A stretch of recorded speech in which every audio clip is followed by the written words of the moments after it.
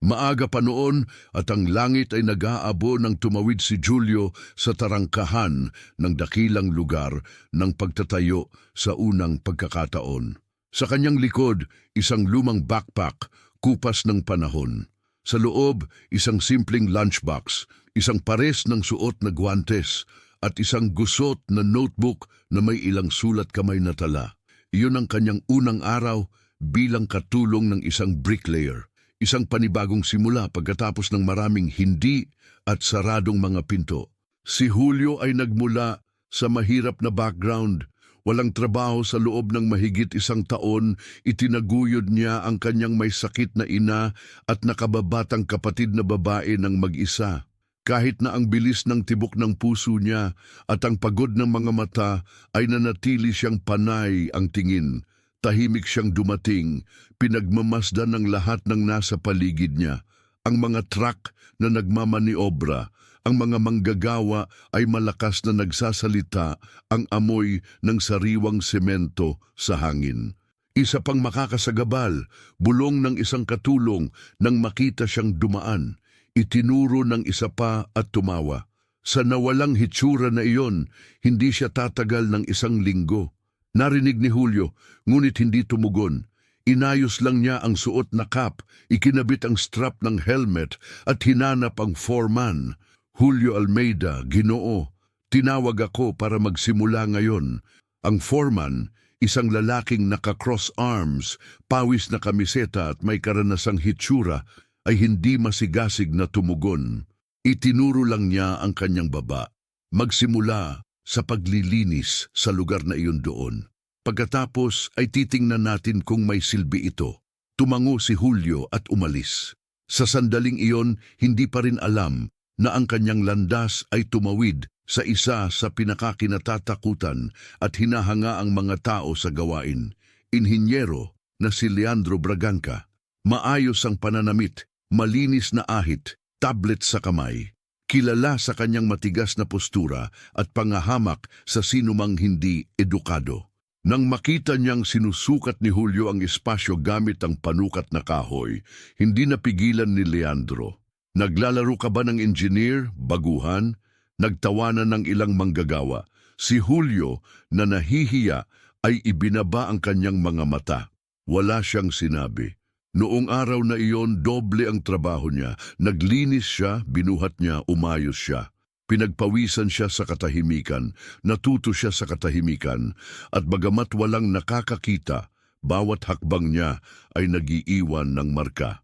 At ang hindi alam ng engineer na si Leandro, ang bagay ay, ang bagong bricklayer na iyon sa kanyang pawis na kamiseta at kalyo na mga kamay ay magtuturo ng isang aral na hindi maibibigay ng kahit anong diploma. Ang mga sumunod na araw ay panahon ng tahimik na pag-aaral para kay Julio. Palagi siyang dumarating bago ang iba, pinagmamasdan ang bawat galaw ng mas may karanasan na mga manggagawa at gumawa ng mga tala sa isip. Habang sinasamantala ng marami ang kanilang mga pahinga upang magpahinga o makipag-chat, naglakad siya sa paligid ng construction site, binibigyang pansin ang mga detalye, mga linya ng tubo, leveling, fittings, inclinations. Ngunit ang kanyang pananahimik ay tila bumabagabag sa ilan. Marahil ito ay ang kanyang tahimik na paraan o marahil ang kanyang dedikasyon na kaibahan sa kapaligiran ng mga biro at pangungutya na tumatagos sa kapaligiran. Noong Martes ng umaga, nagpasya ang inhinyero na si Leandro na magsagawa ng mabilisang pagpupulong sa mga manggagawa. Araw iyon ng inspeksyon at gusto niyang tiyakin na ang lahat ay nakapila. Ang mga manggagawa ay nagtipon sa paligid niya. Marami pa rin ang may hawak na mga pala at trowel na natatakpan ng masilya. Si Leandro na tableta sa kamay at may matigas na postura ay nagsimula sa kanyang pagsasalita. Ito ay hindi biro. Ang bawat isa ay may tungkulin.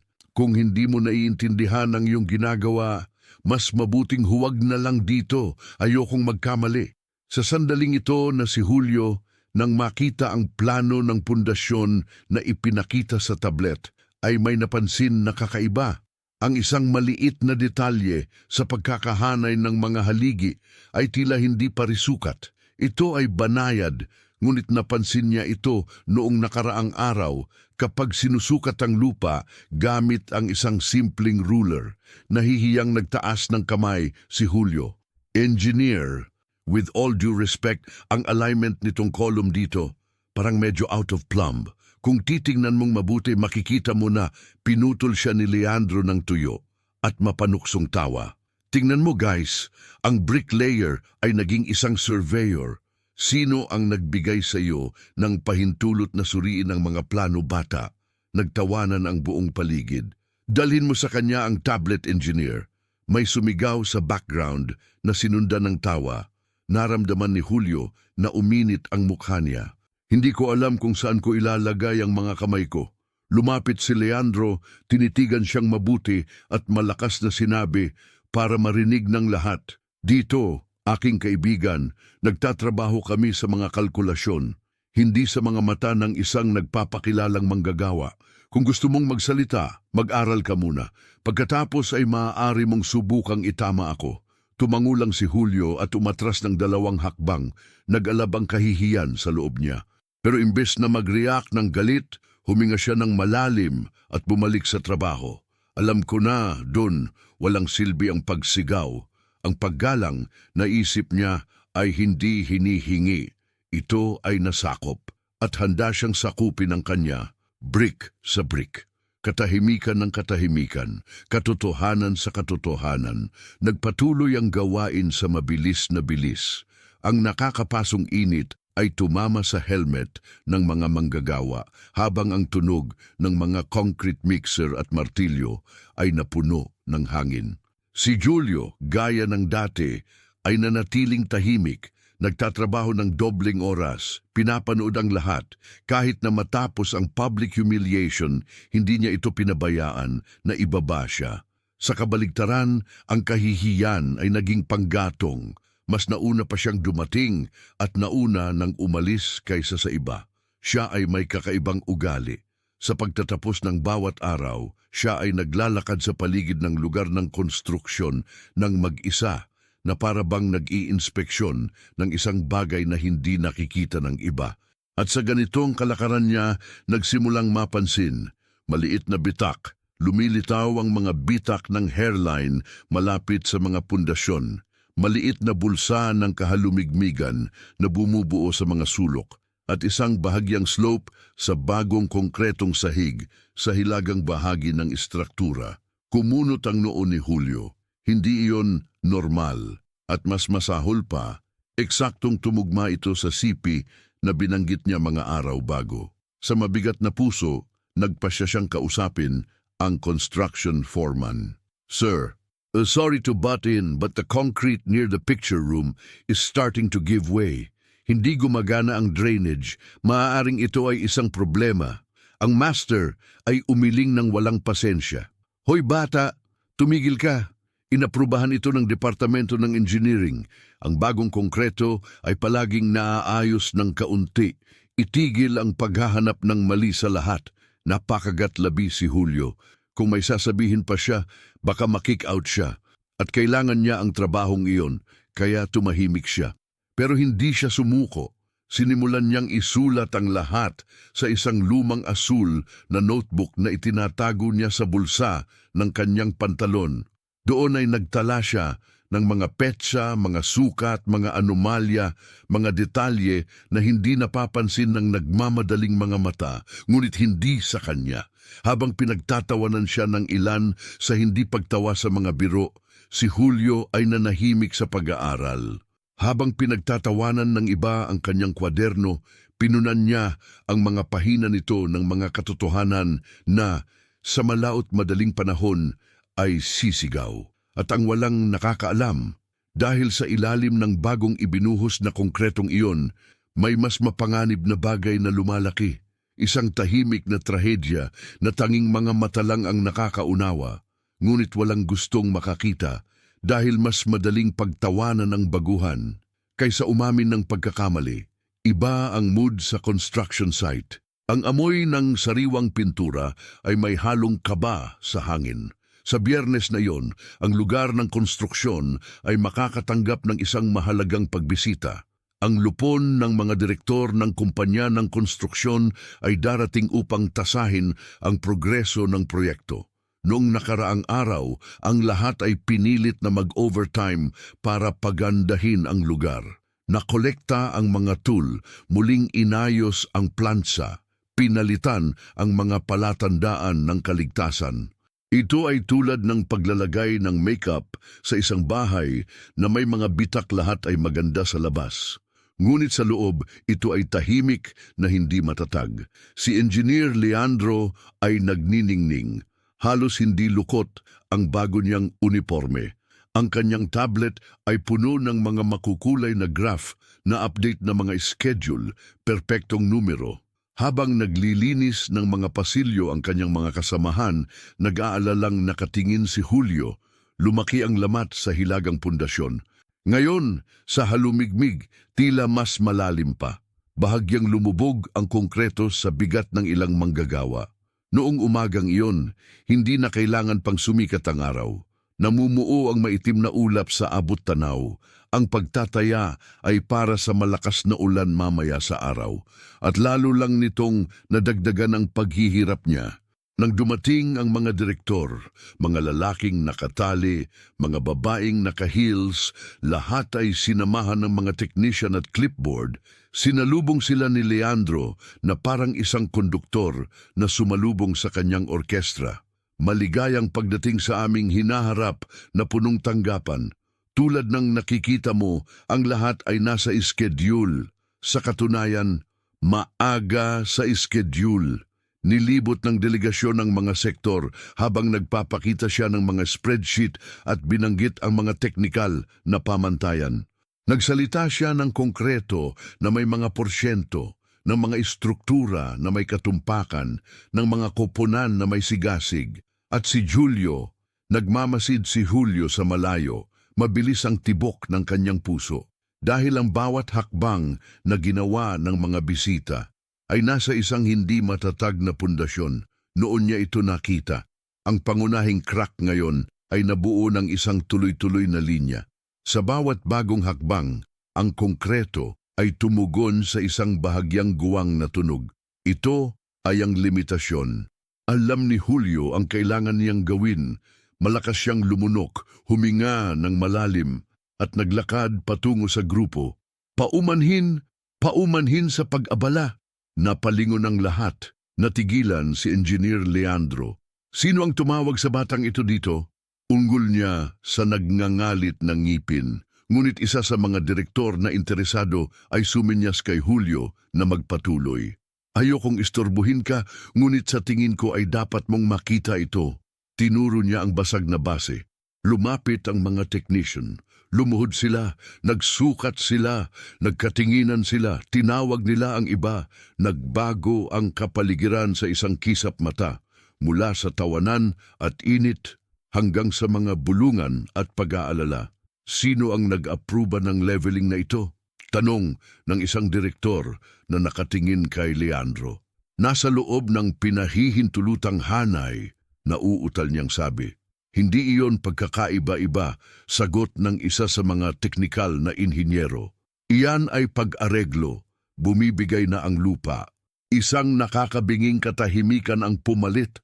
Tumayo si Julio, nanginginig ang mga kamay, ngunit ang matatag na paninindigan, hindi siya sumigaw, walang hiya, hindi siya lumaban, nagpakita lang ng totoo, at ngayon, wala nang makapagtatago pa. Sinubukan ni Engineer Leandro na ipaliwanag ang kanyang sarili, ngunit parang hungkag ang kanyang mga salita.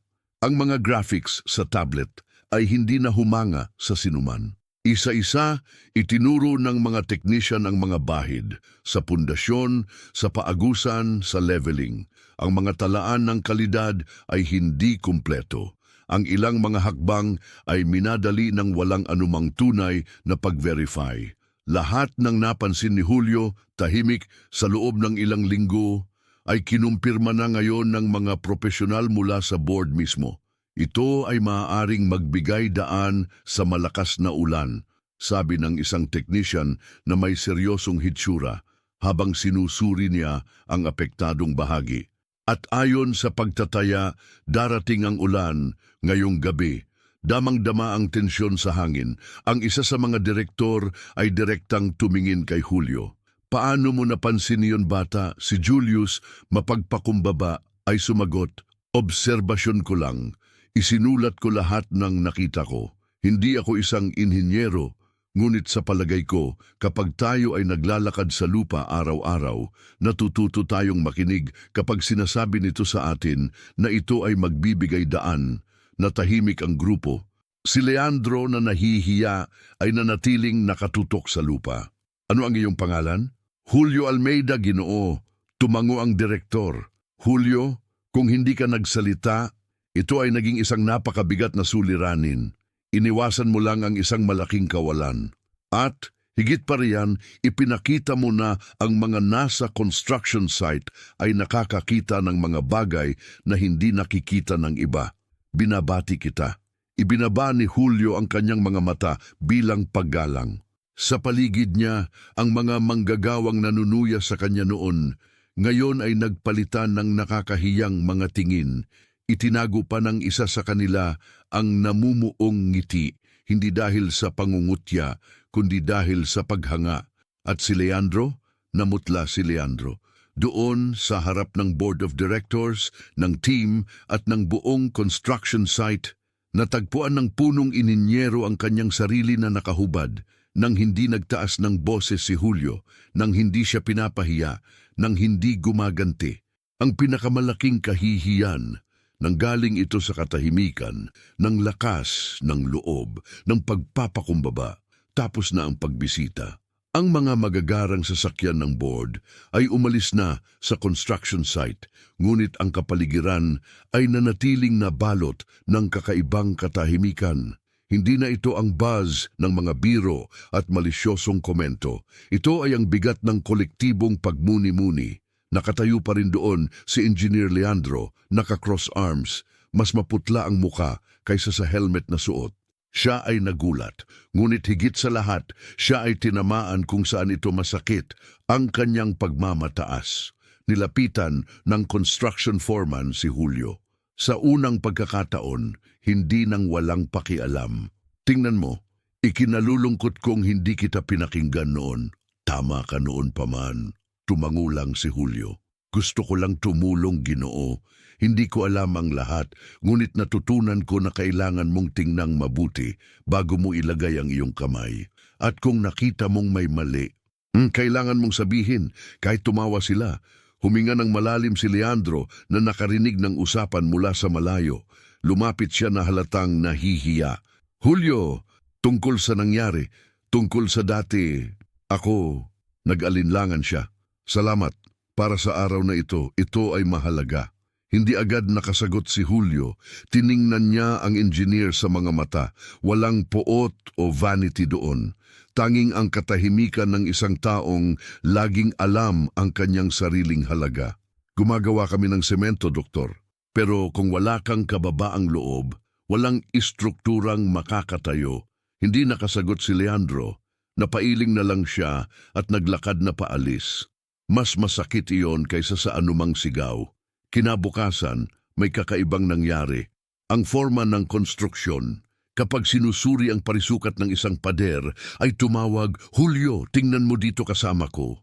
Pakisuri ang pagkakahanay na ito para sa akin.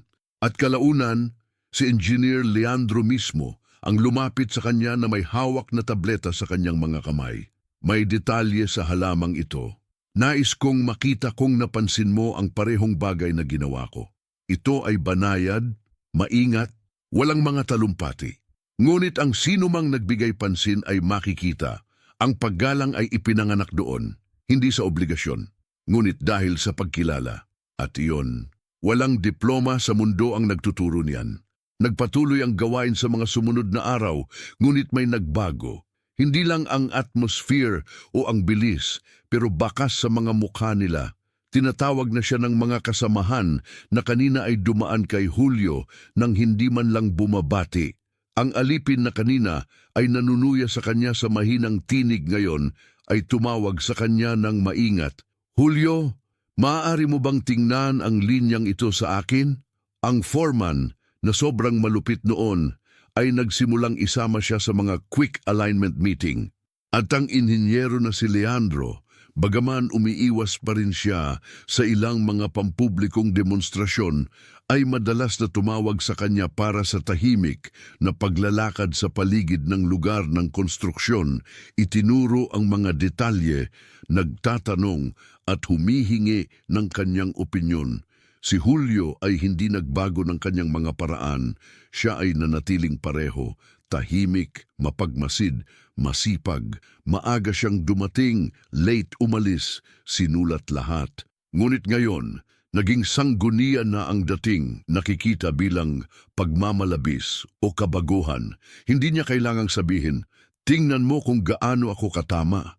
Hindi na kailangang magpahid ng kahit ano sa mukha ng sinuman dahil ang paggalang na binuo sa katahimikan ay hindi kailangan ng palakpakan.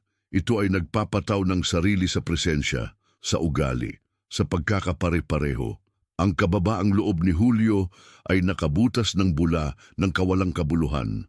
Ipinakita nito na walang sinuman, gaano man sila kakwalipikado ay may karapatang bawasan ang isa pa, lalo na ang mga naroroon araw-araw, sa ilalim ng araw, sa ilalim ng semento, sa ilalim ng literal na bigat ng konstruksyon. Isang umaga, habang sinusuri ang pagkakahanay ng isang pader, narinig ni Julio ang isang boses sa likuran niya. Julio, maaari mo bang tingnan dito kasama ko? Si Leandro iyon. This time, walang sarcasm, nang walang kayabangan. Isang profesional na humihingi ng suporta mula sa iba. Tumalikod si Julio, tumango at tumabi sa kanya. Dalawang lalaki, dalawang mundo, dalawang magkaibang pag-aaral. Ngunit ngayon sa parehong antas, sa parehong palapag. Biyernes noon, patapos na ang araw ng trabaho at nababalot ng araw ang mga istruktura ng construction site na parang nagpinta ng medalya sa bawat pader na itinayo. Ang alikabok sa hangin ay tila mas magaan na sumayaw noong araw na iyon. Isang kapaligiran ng kaginhawahan at pagkakaisa ang pumalit. Tinipon ng foreman, isang taong kakaunti ang salita at matigas ang mukha, ang mga manggagawa sa tabi ng lalagyan ng kasangkapan. Isang improvised na barbecue ang naiset up sa tulong ng lahat. Mababang musika, mga malamig na soda sa isang styrofoam cooler, palihim na pagtawa. Guys, bago ako magsara, may gusto akong sabihin, simula niya may hawak na plastic cup ng soda. Hindi natin laging napapansin kapag may pumasok na master sa construction site. Minsan, dumarating siya na may maruming helmet at tahimik na tingin. Minsan, wala siyang titulo, pero may lakas ng loob at mga mata na nakakakita ng walang gustong makita. Natahimik ang lahat. Julio, ito ay para sa iyo. Salamat po. Taimtim na nagpalakpakan ang mga manggagawa. Nahihiyang ngumiti si Julio. Inabot niya ang kanyang cap at bahagyang hinila paharap na parabang nagpapasalamat sa isang taong hindi marunong humawak ng mga papuri. Hindi niya kailangan ng mga tropeyo, wala man lang posisyon. Ang naabot niya ay hindi nakikita, ngunit konkreto, paggalang. Si Leandro nakasandal ng ilang hakbang, nakatingin lang. Ang binatang iyon na pinahiya niya sa harap ng lahat ay naging tahimik na sanggunian ng construction site at hindi dahil sa kataasan, kundi dahil sa tindig. Sa pagtatapos ng araw, napaatras sandali si Julio at tumingin sa trabaho. Ang mga pader, ang mga sahig, ang mga beam, ang lahat ay nakatayong matatag gaya ng nararapat. Ngunit ang naramdaman niya doon ay hindi lamang pagmamalaki sa isang pisikal na konstruksyon. Ito ay isa pang gawain na nakatayo doon, ang pinakamahirap sa lahat. Ang ginawa gamit ang mga brick ng kababaang loob, mga haligi ng etika at konkreto ng dignidad. At alam niya, walang sinuman ang makakapagpababa nito. Iwanan ang iyong parang, magkomento sa ibaba sa ang lungsod ka nanonood at higit sa lahat mag-subscribe sa channel. Dito bumuo kami ng higit pa sa mga video. Naglalabas kami ng mga kwento ng katapangan, paggalang at pagtagumpayan. Ibahagi ito sa isang taong nangangailangan ng paalala na ang pagpapakumbaba ay hindi isang kahinaan. Ito ang pinakamatibay na pundasyon na mayroon. Hanggang sa susunod na kwento.